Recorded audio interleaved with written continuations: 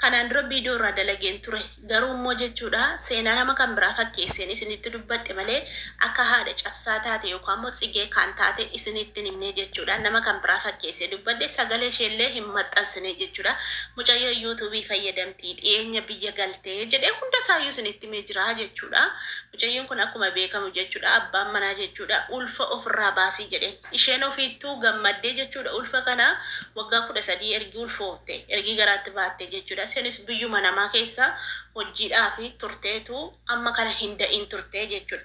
Isa kanayyuu gammachuu qabdi isheen anillee jala deeme isheen jala magunnaan anillee nan gaafadha akkamii waa garaatti si hafeeraa jedhee jala neega dhugaa rabbii maaliif jennaani waggaa 13 guutuu teessee gaafa ulfooftu xiqqoon ulfaata akkam garaatti nama faamoo hin hafu waan jedhamu jala eege jechuudha dhugaa dubbachuu fi jala eege deddeeme gaafadhatuma jedhu alhamdulillah inniyyuu nafee saniin booddee walumaan gammanne jechuudha achas deebi'ee gaafa isheen abbaa manaatti himtu baasii jedheen isheen ofiifuu akkasitti gammaddee jirtu baasii yeroon kuni yeroon itti daa'ima goradhu miti fedhii daa'imaa hin qabu jedheeni saniin booddee maal dhufee akkas naan jedhee akkaman godhe sabboontu naan jettee yeroo nagayin hin jedheen hin nagayin yoo fedhe sirraa adeemuu hin jedheen yoo fedhe immoo immoo bayi mana sanaa hin jedheen dhugaa rabbii mana sanaa bayi yookiin immoo inni sirraa bahu malee daa'ima kee utuu maal taateeyyuu daa'ima kee hin baasin hin jedheen waan isin xiqqoo turtee isheen akka daa'imni lama taate hin beektu daa'imni maashaallah tabaarakallah alhamdulillah rabbil alamin gaafa dhattee ilaalamtu daa'ima lama garaa qabdi jechuudha.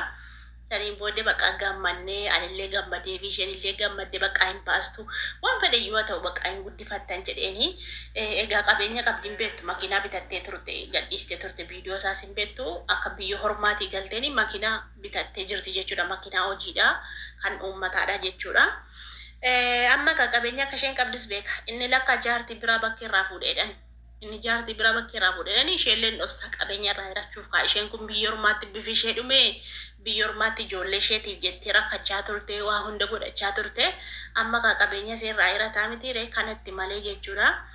Amma dhuftee naan mari'attee akkaman godha innaan maqaa ijoolleettiin deebisaa innaan maqaa ijoolleettiin deebisiniin jedheen maqaa obboleettii keetiitti deebisiin jedheeni amma bakka tababbarree maal jennee obboleettiin biyya galuuf jetti jechuudha.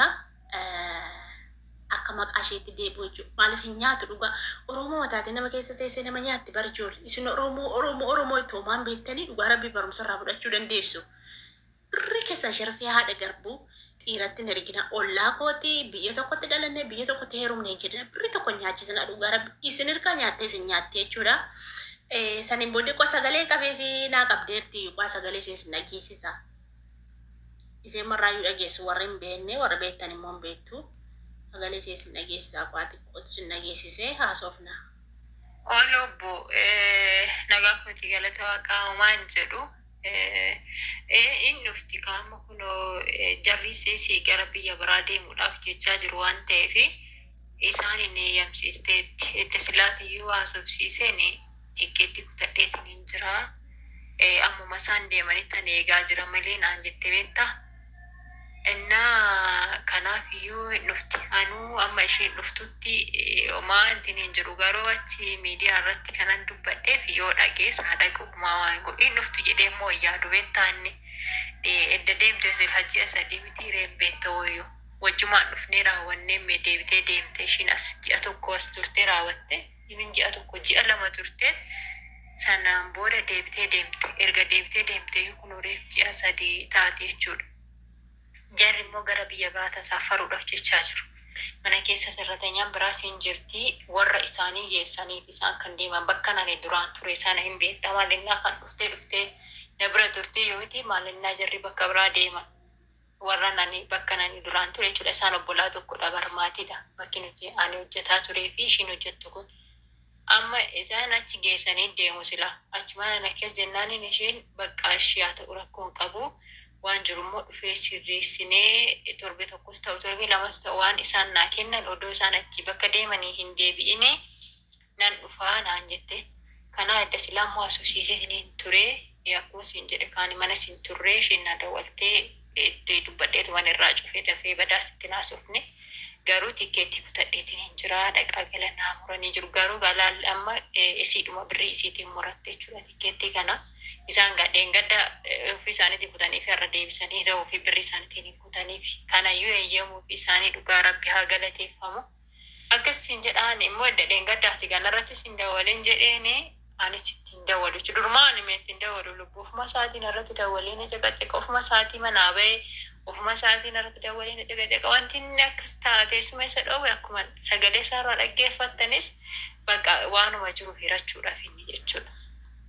Na akkasii dhugaadha akkuma teettee ijoollee dhodda dhuftee ji'a sadii kunaan jedhee nama miti dhugaani maasin gaddusii naarusii homaa wanti naarsu hin jiru dhugaa waaqayyo galateeffamuu fayyaan qaba wanti tokko waan dhabe tokko hin qabu maa wanti naarsu hin jiru kanaaf waan naaru tokko illee hin jiru sin jedhaa dhokko eebbifame rakkoon qabu rabbumaan naaf garadhaa isini rabbi fayyaa nan dhoowwatin waan biraa miti rabbi fayyaa nan dhoowwatin rabbi fayyaa naaf haa kennu anallee fayyaa naaf kennee ijoollee koollee waan fayyaa naaf haa taasisu.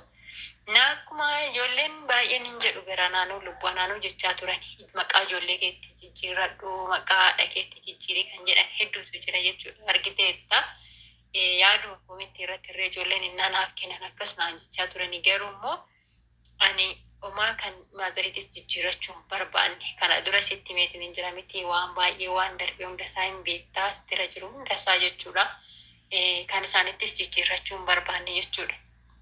Maqaa ijoolleetti soo hin jedhe kan ijoollee fedheeyyuu surmaayyuu anatu dura maqaa ijoolleetiin bite naan jechuu danda'a beekta anatu dura maqaa ijoolleetiin bite waan kana jedhee dubbatuu danda'a jechuudha. Kanaaf gaafa dhaqee garuma seeratiin deemamee meeshaan jiru kun waan fedhees ta'u lafas ta'u makiina kanas ta'u maqaa ijoolleetiin argame anatu iyyuu kana dura isheen ijoollee bira turre naan jechuu danda'a. Sababa kanaafini amma ishiin miti waan dhaala ishiidhaan mijeessee kun ogaa tikeetti kutadheetti yoo isiin naa dhufte maqaa isiitiin godhame kan isiitii na bira taa'allee jechuun ni danda'a jechuudha yeroo sanatti. Kanas hin jedha lubbuuti yaa waanuma tokkoyyuu waan naarus hin qabu maan boos maaf hin boo'a dhugaa waan hin boos tokko hin qabu. Namni dhala dhabee dhala naa kenni jedhee raawwatee rabbiin rakkisee boo'a. Anoo rabbi dhalas naaf kennee jira. Omaas rakkinas hin qabu immoo waan ittiin guddatanis hin qabu. Guddataniiras immoo kan waggaa 13 darbanidha waan ta'eef waan haga kana na rakkisanii miti. Inni ganaa dhufu soo ta'e immoo rabbi waan fideef isatu beekaa akka itti guddisatus isatu beeka jechuudha. Omaa waan na rakkisu mituu hin jiru siin jedhaa dhufu omaan dhiphatinii waan jiruun immoo waluma faana jirraa naasiin dhuftes guyyaa ishiin dhuftu kana jedhee kan dubbadhu. Naadhuma ishiin dhuftee waan ishii waan xumurame hundumaayyuu sittiin beeksisaa uummatattis nan beeksisaa sin jedha. Kanaaf iyyuu rakkoon tokko hin jiru waan tokko yaaddeen sin jedha ishee haadhokko waan tokkoyyuu yaaddeen ishee. Egaan akkuma sagalee ishee dhageessan jechuudha sanaayyuu jechuudha isheen miidiyaarra baaftee dubbachuun barbaanne maaliif jennaane akka dubbattu hin barbaanne jechuudha. Anillee nama kan biraa fakkeesseedhaan kan hin dhufee dubbadhe garuu kan isaanii numan gorsaa waan hin jedheen nan jedha jechuudha. Waan hin jedhuun immoo hin dhageessillee hin fudhattillee jechuudha. Anillee waan isheen jettu nan fudhadha isheellee waan isheen jettu nan fudhadha isheellee fudhatti jechuudha waan hin jedhu. Bakka numa ta'a jennee irratti mari'annee walii galleetti kan murteessinu jechuudha. Amma gaa obboleettii irra keenya jirra kan obboleettii sana miidiyaa irratti iyyuu hin dubbatini jedheen hin dhaggeeffatu jette waa'ee miidiyaa kana hin dhaggeeffatu badaan hordofuu jette malee amma yerootti waan hundumtu iyyuu xumuramee maal jedhee makuma obboleettii iseetti deebi'ee jedhu bakka yoo gara miidiyaatti ba'e yoo amma rakkoon qabu waan godhu tokkollee hin qabu jechuudha. Kanaaf gara obboleettii irra keenya malee mucayyoon kun dhugaa rabbii hedduu tokko garaana nyaatti hedduu tokkollee bakka nama dubbatu miti nama dubbatee intinii ta'uu miti jechuudha. Akkasii miidiyaa kanarratti hoo jajjabeessitee dubbattu kanaa miti jechuudha. Baay'ee tokko amala qabdi dhugaa rabbii waggaa meeqaffaa wajjin jiraachaa jirra hin beektu gara waggaa 5 moo waggaa 4 jalqabne waggaa 4 natti fakkaata dhugaa rabbii ergi wajjin jiraachuu jalqabne guyyaa tokko keessaa guyyaa tokko wal lollee hin beennu. Bakka amalli keenya walumaa ta'e wal jaallanna jechuudha. Hedduu tokko jaalladhaan illee jechuudha. Anatu xiqqoo girri kana baay'isaa mataa see laalladheen dubbadha dhugaa rabbii